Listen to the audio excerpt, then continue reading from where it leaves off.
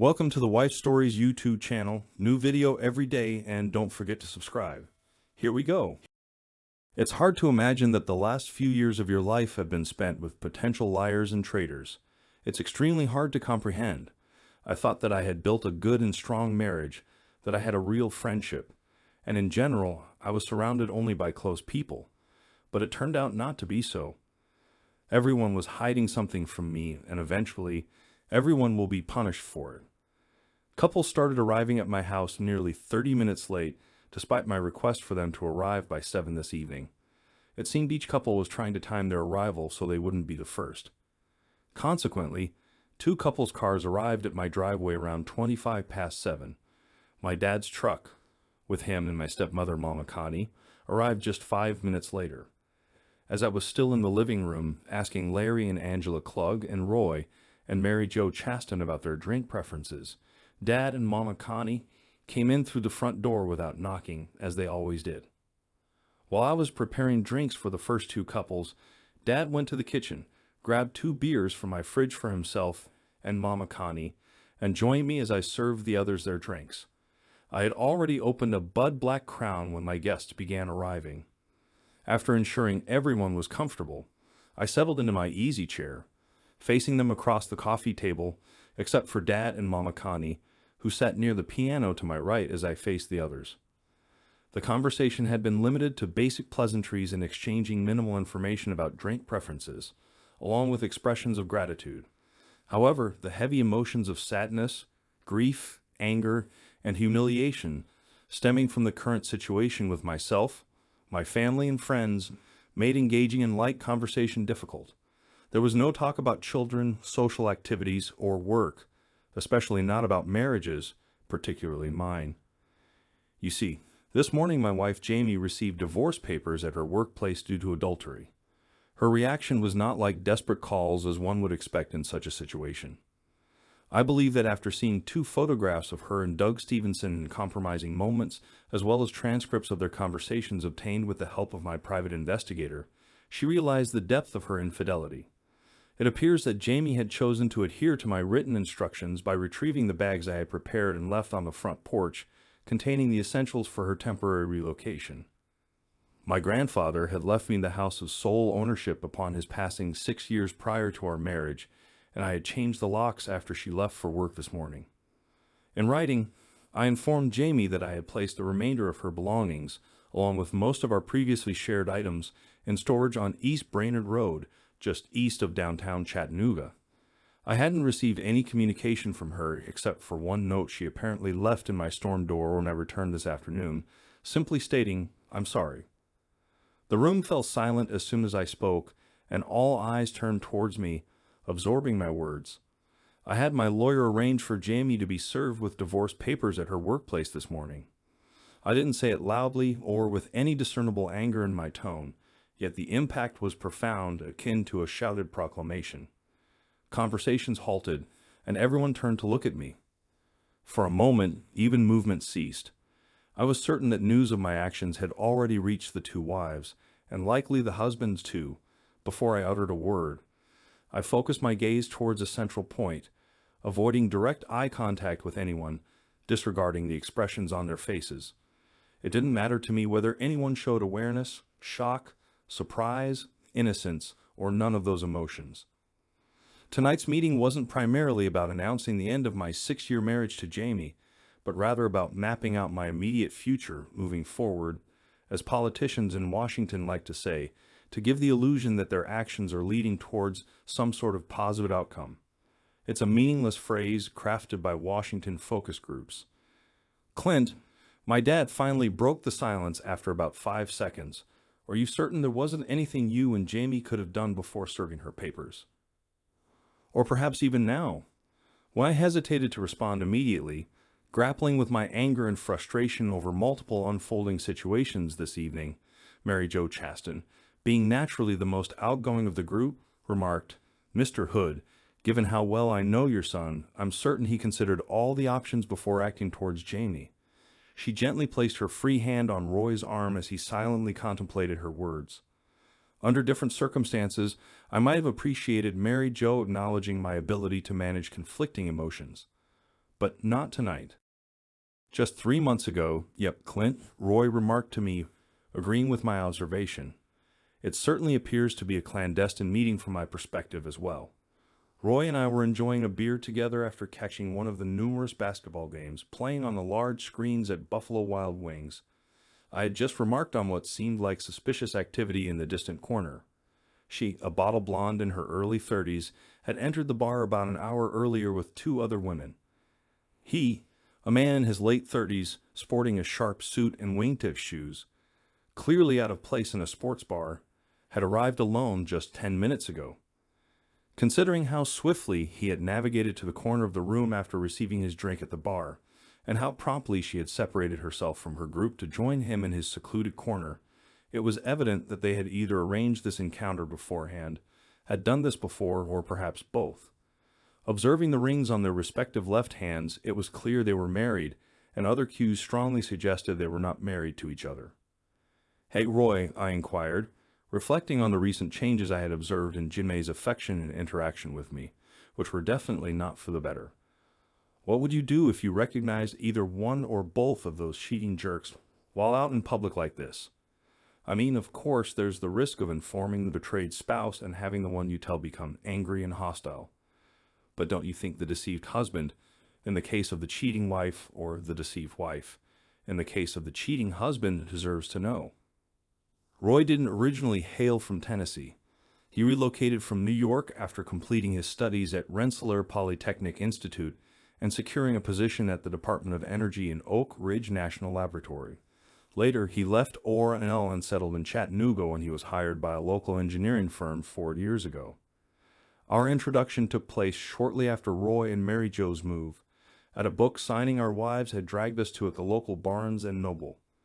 We discovered we were neighbors, exchanged dinner invitations, and Jamie and I welcomed them into our circle of compatible couples among mutual friends.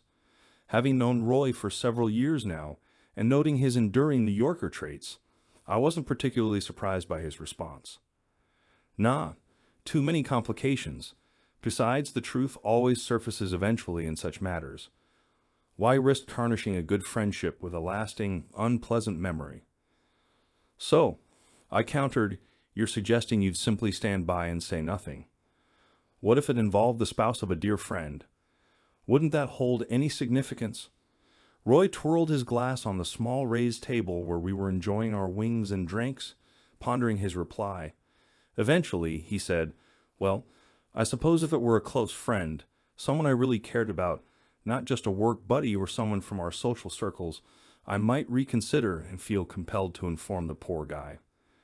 I chuckled at how much of a southern influence Roy's wife, Mary Jo, seemed to be exerting on him, nudging him to soften his staunch, stay-out-of-it mindset rooted in his upbringing near the Red Hook neighborhood of Brooklyn. I inquired, "You'd want to be informed if it were Mary Jo, wouldn't you?" "Never going to happen," he retorted sharply. Then he took a swift sip and slammed his glass on the table, displaying his irritation towards me, simply for entertaining the thought that his devoted wife could stray. "Relax, buddy," I reassured. "We're just speculating here, you know. I'm not accusing anyone. I just want to know that my friends would have my back well, if they ever noticed." I hesitated, then continued. "Jamie engaging in any inappropriate behavior behind my back." I took a gulp of my beer. "You understand what I'm saying, Verna?" The mention of the old Ernest P. Worrell commercials with Jim Varney prompted Roy to chuckle and soften his previously hostile demeanor towards my words. I laughed along with him, pretending that everything was cheerful and optimistic. But inside, a growing darkness loomed that I couldn't hide much longer. After I revealed my plans to have Jamie served today and received brief responses from Dad and Mary Jo, silence lingered for a few more moments until I spoke again. "I've also initiated legal action against her unpleasant boss by serving him with papers alleging alienation of affections. In addition, I have ordered another set of documents to be sent to the local vice president of their company regarding non-compliance with the company's policy on inappropriate intimacy between employees who are married to other persons." I took a moment to collect my thoughts before proceeding, ensuring I conveyed everything in the right order. I was determined not to lose my flow or spoil the surprise I had planned. His mood noticeably soured, particularly when presented with evidence from my private investigator, confirming that many of his employees, including some in managerial roles, were aware of my wife's ongoing affair with her supervisor, but chose to remain silent, merely gossiping about it among themselves in the break room. The expression on my face undoubtedly grew darker as my anger mounted, both at the recollection of what had transpired and the extent of collusion among my wife's co-workers in her affair. Sensing the tension, the other couples in my living room wisely stayed quiet, allowing me to vent uninterrupted. Yeah, it's interesting how alienation of affections lawsuits aren't permitted anymore in Tennessee. However, because I had photographic evidence and eyewitness statements confirming that Jamie and that jerk shared a room in Charlotte, North Carolina, during a legitimate business trip 3 months back, the judge in Mecklenburg County, which covers Charlotte, allowed my lawyer to proceed with the case from there. It appears the locals there receive a portion of the legal fees from such suits, regardless of the outcome. Clint, you must really have a strong grudge against that company to go to such lengths for a lawsuit, remarked Larry. Oh, it's deeper than that, my friend, I replied, still seething but realizing that tonight would mark a significant and permanent shift in several relationships. I retrieved a leather-bound folder from the coffee table, extracting a manila envelope from within. After confirming it bore the correct mark, I casually slid it towards Roy across the table. Roy accepted the envelope, exchanging glances with his wife before querying, "What's this, Clint?" "Have a look, Roy," I replied calmly, deliberately keeping my emotions in check to resist the urge to confront him and his disrespectful wife. As he lifted the flap and emptied the contents, his eyes widened, and his mouth hung open as he began to breathe rapidly. "I'm serving you, friends," I said calmly, though I wanted to yell at him. "What? You? Are you crazy?" Roy exclaimed, attempting to regain his composure. "Roy, dear," Mary Jo interjected, now sitting upright, worried about her husband's reaction to what he was reading. Roy glared at me, too upset to respond to his wife, so I clarified for him. "This is formal notice of my intention to file a lawsuit under North Carolina law for alienation of affections against Mrs. Mary Jo Chastain for, and I quote, malicious conduct that contributed to or caused the loss of affection." Those are the words, and they state that, as a direct and proximate result of the negligent, wrongful, and reckless misconduct and behavior of Mrs. Mary Jo Chastain, the plaintiff, that would be me, has suffered damage to the affection and consortium with my wife. In simpler terms, I continued before the previously confused Mary Jo could speak. You, Mary Jo, were aware of what was happening, having received a first-hand account from my wife, and chose to conceal it, perhaps even endorse it without informing me. You despicable person, Mary Jo retorted, now fully composed. Alienation of affections. Me? I am not her lover. Serve these papers to that man, Doug. She's been involved with. I glared at her, my expression filled with bitterness, and addressed her. Mary Jo, did you know that Jamie and I had a love before she got involved with Doug?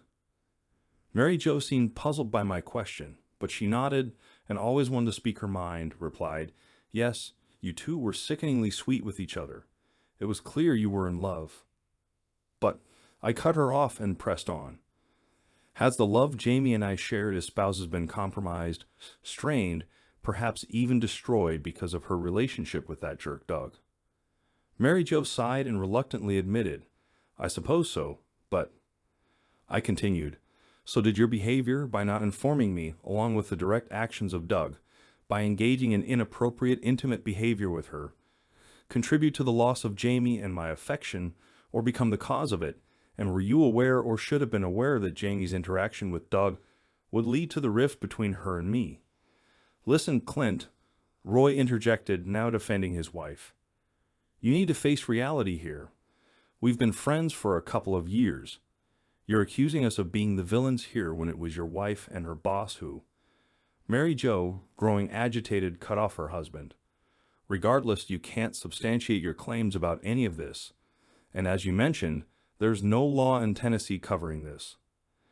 "Ah," I retorted with a deliberately patronizing tone and expression. "But as I mentioned earlier, there's tort law for this in North Carolina." Mary Jo hesitated, gathering her thoughts for her next rebuttal. Before she could respond, I added, "Remember the girl's week in Nag's Head." I arched my eyebrows as I spoke. Mary Jo paused, her eyes narrowing as she tried to recollect the trip she took with my wife, Jamie, their friend, Angela Klug, who was now seated beside her, and even my own stepmother, Mama Connie. Jamie and I own a timeshare condo in Kissimmee, Florida. Note to self: need to nudge my lawyer to take care of getting Jamie to take the timeshare in the settlement, since those things are otherwise too hard to get rid of normally. We also belong to a timeshare swap consortium that allows us to trade our yearly vacation week unit at our place in Kissimmee for the use of another unit at one of the consortium's member resorts elsewhere in the U.S. Just about 3 months ago, right after she and Ashful Doug had begun to do the nasty, Jamie, my wife, had arranged a girls' week at a resort in Duck, North Carolina on the Outer Banks, all of the small communities in that area being referred to collectively by the locals as Nag's Head. Jamie, along with Mary Jo and Angela, had arranged their vacations to allow them to go together. At the 11th hour, I suggested to Jamie that she bring my stepmother along, hoping for some additional adult supervision. I was increasingly worried about Jamie's behavior and her inappropriate relationship with her boss. The private investigator had already been on the case for at least 2 weeks by then, and I was anxious about Jamie's behavior when she was away from me for a week, even with her peers. Mama Connie, who doesn't have a job outside her and Dad's home, agreed readily to accompany the younger women. "What about Nag's Head?" Mary Jo inquired. Instead of directly responding to her, I lifted my hand, holding the remote control for our cutting-edge stereo entertainment system.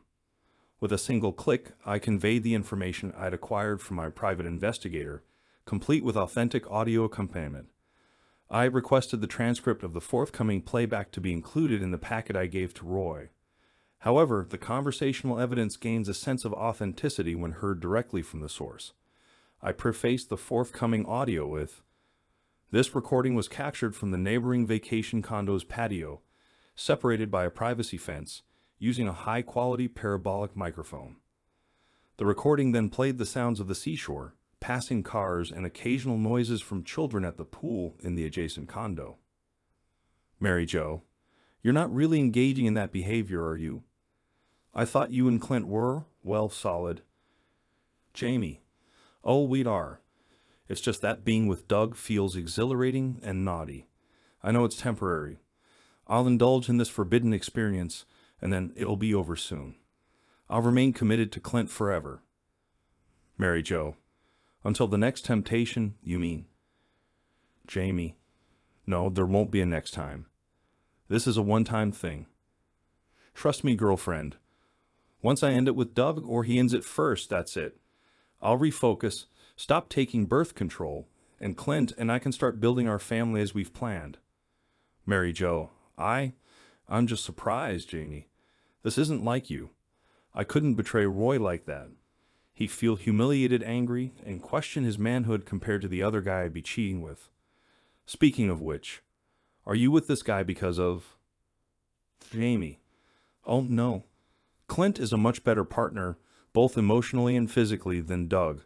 It's just the thrill of the situation and the novelty, I suppose, and the excitement of being a little naughty before settling down with Clint for the rest of my life. Mary Jo, which might not last long if he discovers." Jamie, after a brief pause, You're not planning to betray me, are you?" Mary Jo, letting out a sigh audible even from the distance of the fence and 15 feet away, according to the PI's microphone. "No, I won't betray you, but I'm not going to actively lie either. Understand?" I pressed the remote, halting the playback. As the excerpt of their conversation from weeks ago in North Carolina played, I observed Mary Jo's expression darken while Roy's grew more hostile. "You despicable person," Roy exclaimed. "You had no authority to spy on and record my wife. I should take legal action against you for invading our privacy or—" Enough. As Ronald Reagan stated during the Republican primary debates in 1980, I paid for this microphone. Additionally, I was the rightful owner of the timeshare swap. Furthermore, suspecting Jamie of infidelity, I purchased a second resort week, which I assigned to my private investigator. Hence, he had full legitimacy to be present and record nature sounds of the beach. It's unfortunate that my unfaithful, soon-to-be ex-wife and your wife, who was all too willing to cover for an adulterer, happened to converse while my PI was testing his equipment on the adjacent patio of our vacation unit. I leaned back and paused briefly before continuing, and the judge in Charlotte was quite understanding of my situation, considering that conversation also occurred in North Carolina. Roy was visibly furious now. Well, you can just take these papers and shove them up your ass, bud. I'm not allowing you to drag my wife into court and publicly humiliate her, even if it does happen in Charlotte. I grinned and retrieved another hefty envelope, pushing it across the table toward him. Oh, she won't be the only one facing public embarrassment. Bud. Roy angrily grabbed the second envelope, nearly tearing it open to reveal its contents. Within seconds, he was on his feet, spitting out his words. You son of a bitch, you must be out of your mind. You've been served too, fool. I replied as calmly as I could, though my anger towards Roy and his involvement in the situation was boiling beneath the surface, something he was about to discover. What do you mean by intentional infliction of emotional distress? Roy yelled. I grinned at him and remarked, essentially, in states where alienation of affections lawsuits aren't permitted, they often allow for legal action under intentional infliction of emotional distress, IIED laws, and Tennessee is among them. This is where I take legal action against you for what's termed as outrageous conduct with the intent to cause or reckless disregard for the likelihood of causing emotional distress to the plaintiff. That's me. And that the plaintiff suffers severe or extreme emotional distress, and that the defendant's outrageous conduct is the actual and proximate cause of the emotional distress. You being the defendant, you jerk. Emotional distress encompasses mental suffering, anguish, and all other highly unpleasant mental responses, including fear, nervousness, grief, anxiety, worry, embarrassment, shock, humiliation, and indignity, as well as physical pain. Trust me, my lawyer and I have thoroughly reviewed this, and I've studied it extensively. When have I ever done anything remotely like that to you, you asked her. Roy yelled. I raised the remote once more and proposed, how about meeting at the wagon wheel where you were aware I'm irregular? You jerk. I anticipated that Mary Jo, being as talkative as she is, would at least spill the beans about Jamie's affair, so I instructed the PI to keep tabs on both of you and your conversations about me. With a click of the remote, the sound system emanated the bustling ambience of a bar, allowing us all to hear Roy's distinctive Tennessee-infused New York accent booming through the room. Roy, yeah, she's off having an affair with her boss while the clueless guy is at home, content in his ignorance. Mary Jo, Roy, please, I promised Jamie we wouldn't expose her, if you don't stop. Another man, and your friend is named Clint, right? Is it Clint Hood, the guy who hangs out here a few times a week? He joins me and some buddies for darts and pool every now and then. Roy, yep, that's him. He's really a friend. A foolish one, but still a friend. It's amusing to have him around, to beat him at golf and gossip about, while his wife and her boss take advantage of him. In response, the audio Roy prompted the bar patrons to burst into mocking laughter. I pressed the remote and turned to him. Well, buddy, I suppose that must be quite the entertainment to have around and mock in a crowd where I'm rather well known, given how much time I used to spend there in my leisure. Well, I used to. Now, thanks to Jamie's actions and your big mouth, I'll have to find a new spot to hang out where I can enjoy a beer, some pool, and darts, alongside any new friends I might come across after I take legal action against you and sever ties as a friend. Oh, that's right, I added with a sardonic grin. I've already taken care of that. I presented another document unenclosed. This is the initial report from a therapist my lawyer arranged for me to see last week, I explained. It asserts quite conclusively that I'm experiencing emotional distress in various forms: mental anguish, grief, anxiety, humiliation, and indignity, all contributing to the onset of acid reflux, which serves as evidence of the deterioration of my physical health. Roy and Mary Jo stood up, visibly angry and embarrassed, but said nothing. Speaking quietly to them, I added, Feel free to leave, and I'll see you in court." Roy, still trembling with anger, watched as Mary Jo collected the documents they had been given. She gently touched his elbow, and they exchanged a look. She mouthed, "Let's go," and they headed for the door. Roy exited first, and Mary Jo glanced back before following. I caught her murmuring softly, "I'm sorry," just before the storm door closed quietly behind her. Several weeks earlier. Thwack. The effortless swing and graceful follow-through of Larry Club always left me envious whenever he gripped a driver. His consistently powerful tee shots often compensated for his subpar wedge play and other shortcomings in his short game, allowing him to typically dominate our rounds on the course. We were at the driving range, both taking swings at a bucket of balls while engaging in light-hearted conversation. At this juncture in my life, I was yearning for the companionship of friends and some form of diversionary chatter and activity. Larry and I first crossed paths more than 10 years ago during our college days at UT Chattanooga, where we shared a few classes. Despite maintaining a decent relationship since then, it wasn't until we both joined the same country club shortly before his marriage to Angela that we truly bonded. After receiving an invitation to their wedding, I reciprocated a year later by inviting them to ours when Jamie and I tied the knot. Since then, our friendship has deepened to the point where they've become one of our favorite couples to spend time with, sharing life's experiences and relaxing together. As he glanced up to watch his ball soar toward the 300-yard marker, he muttered, "I dumped the woman and metaphorically burn her at the stake." Fair enough, but how do you deal with the fact that, despite her being unfaithful, deceitful, and dishonest, someone you've invested years of love into, which doesn't just vanish overnight or even over months or possibly years? I was navigating my emotions here, having already come to terms with Jamie's infidelity and the impending end of our marriage. But despite my anger towards God, as painful as it was, I still felt hurt. I had truly loved Jamie with all my heart, and to be honest, I still do, even after her infidelity. I just needed to seek the perspectives of other people whom I trusted so that I could make the necessary decisions without feeling so isolated, I suppose. "Simple," Larry responded as he set another golf ball on the tee next to mine.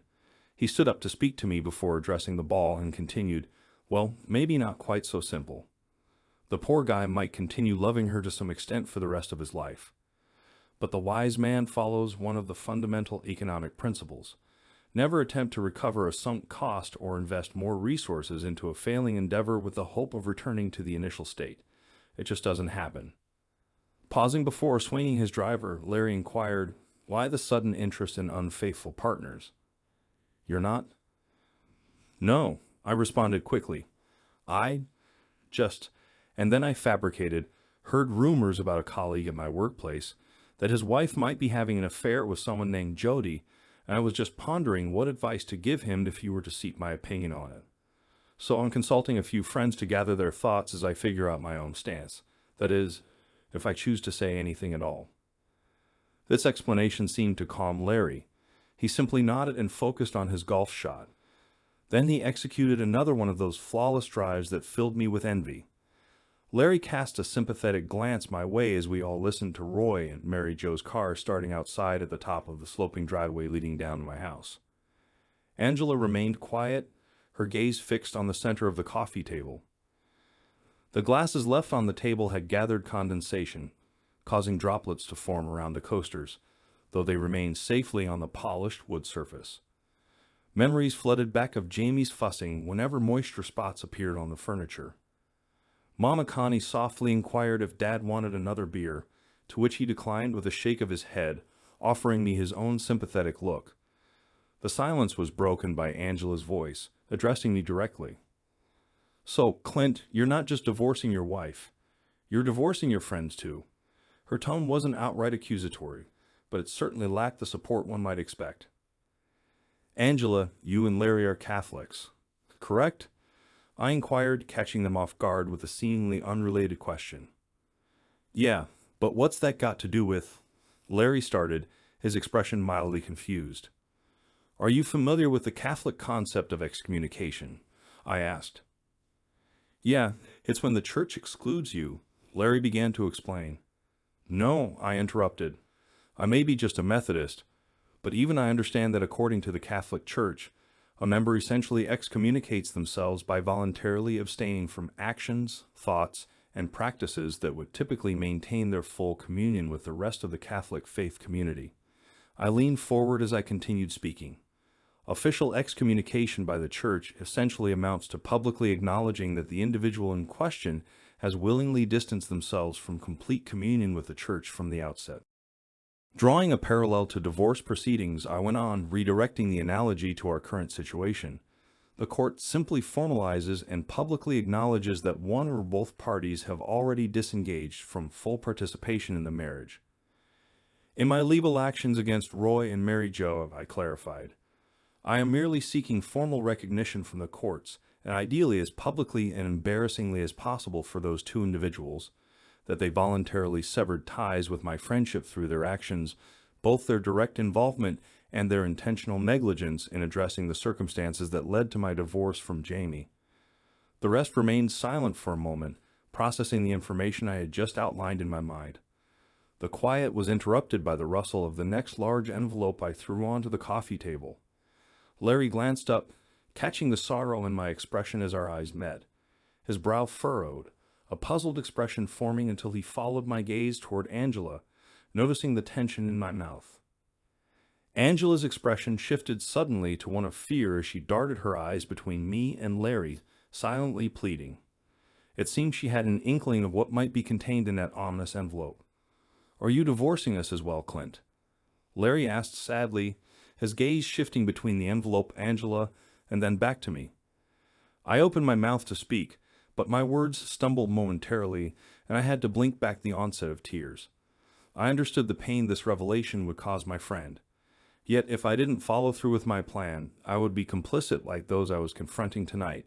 It would make me a hypocrite. "No," I finally replied, then cleared my throat and continued. "Just her."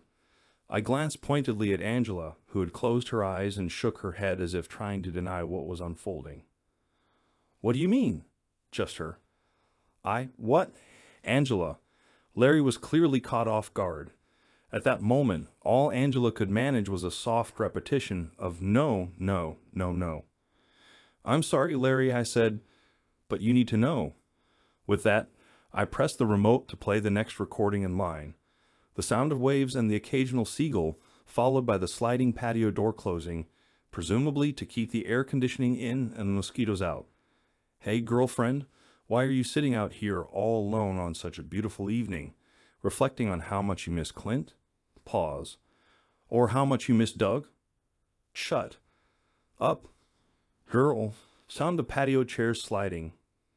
"I was just contemplating whether I made a huge mistake by confirming Mary Jo's suspicions about Doug and me." "You mean you admitted it to her?" "Well, I just acknowledged it when she asked. She seemed to already have it all figured out. But she promised not to spill the beans." "Yeah, right. Knowing Mary Jo's tendency to gossip, she'll probably spill it to Roy right away. And as for Roy, if that happens, I hope Roy sticks to the man code." "Man code? What do you mean?" "Roy won't tell Clint the truth to prevent Clint from hating him for delivering bad news." "I hope your prediction is accurate." Pause. "By the way, I haven't shared this with anyone else since you first confided in me about it when you and Doug first got together." "Jamie, I appreciate that, girlfriend, although I suspect part of your motivation in assisting me is repayment for my support when your situation almost spiraled out of control." Angela. "Oh, Jamie, trust me when I say I'm genuinely thankful for your help at the New Year's event at the country club. I don't typically drink that much, and if you hadn't assisted me in cleaning up after you found Javier and me behind the pro shop that night, Larry would have surely divorced me. He might have even uncovered the fact that Javier, as the club's CEO, had been arranging our meetings in the club's guest bungalows for almost a year." I switched off the recording. The background filled with the chirping of crickets and the croaking of bullfrogs for the next 15 seconds. Then came the sound of Angela's breathing, growing heavier and louder as she neared the brink of breaking into sobs. Larry simply lowered his face into his hands as Angela approached, but refrained from touching her tormented husband.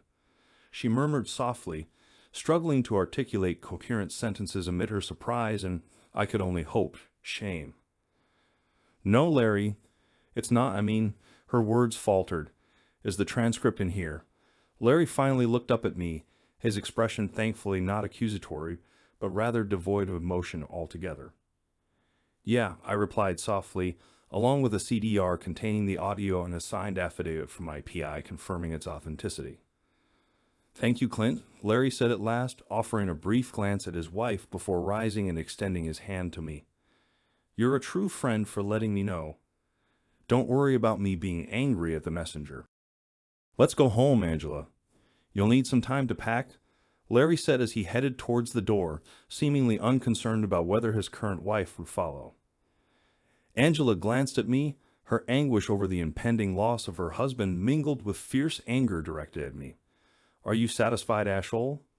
she spat before turning to follow Larry out.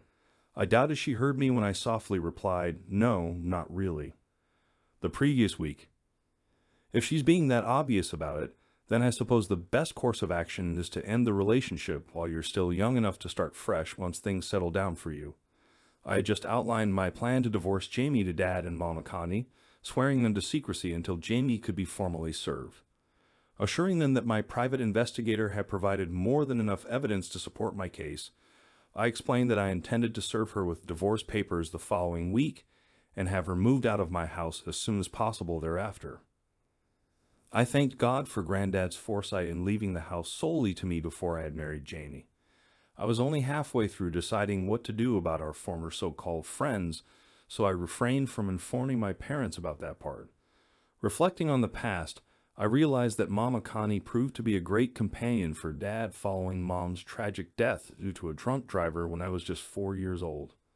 Mama Connie herself had experienced loss, having lost her first husband in Operation Desert Storm in the 90s. She and Dad crossed paths at a charity dinner, and their relationship blossomed over a year and a half before they decided to marry. It's quite surreal to think about being the best man at a wedding when you're not even 7 years old yet. Dad and I often chuckled at the photos from his and Mama Connie's wedding album, especially the one where there's a noticeable gap in the line of heads among the wedding party, which included me. "Are you certain you two can't navigate through these regrettable circumstances, Clint, honey?" Mama Connie asked with genuine concern. Being unable to conceive children herself, and with me being her only child, I suppose she was desperately hoping to keep Jamie and me together long enough to fulfill one of her deepest desires in life. To have grandchildren who could help fill the void left by not having her own children. Regrettable circumstances, I pondered. What exactly was she referring to? I had just informed her that Jamie had been having an affair with her boss for months.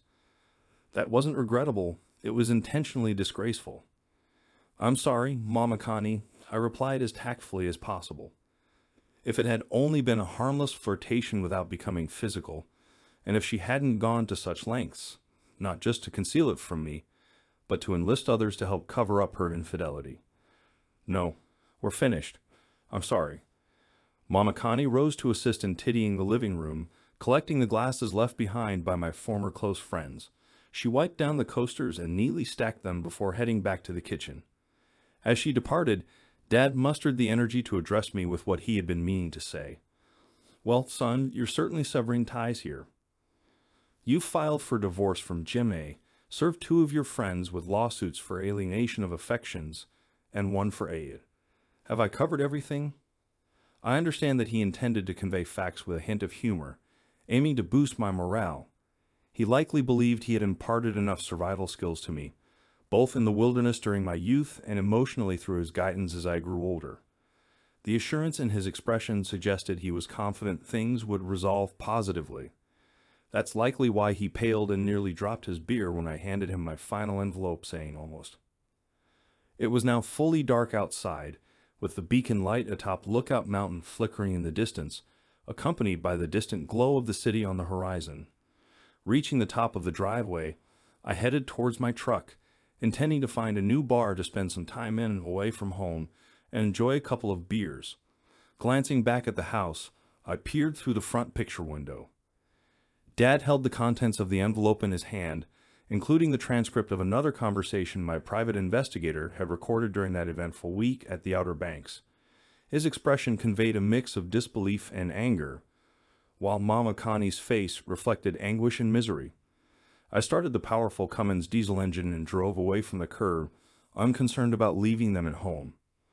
I knew Dad had a key and would lock up when they departed.